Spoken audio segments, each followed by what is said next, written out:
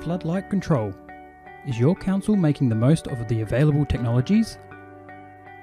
There are a number of ways local councils provide floodlight facilities to their local sporting clubs.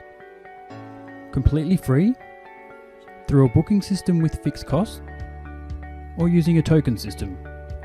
None of these three systems provide an incentive for clubs to use less energy that the council is paying for.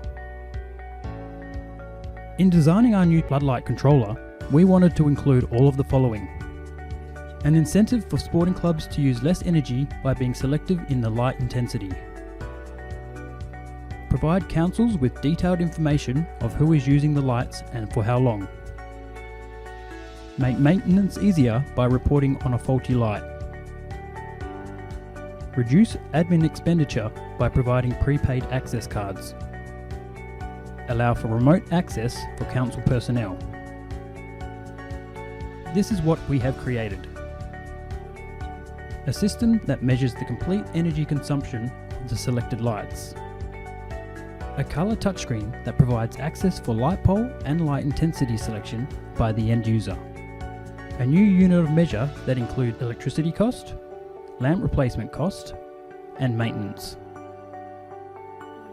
Multi-user access per location, even per oval.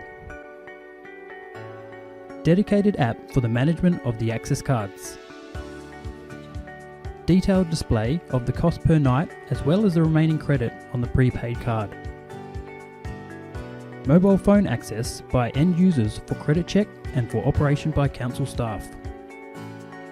Graphical display of historical energy use per site, per club and per period. After installation in either an existing system or a new system, these are the results. Operating costs for local sporting clubs reduced by as much as 50%. Substantial energy cost reduction for local councils. Improved reporting of faulty lamps. Sharp reduction in administration time and cost by implementing the prepaid system. No more after-hours call-outs because of the remote access. And finally, no more arguments as to who has left the lights on.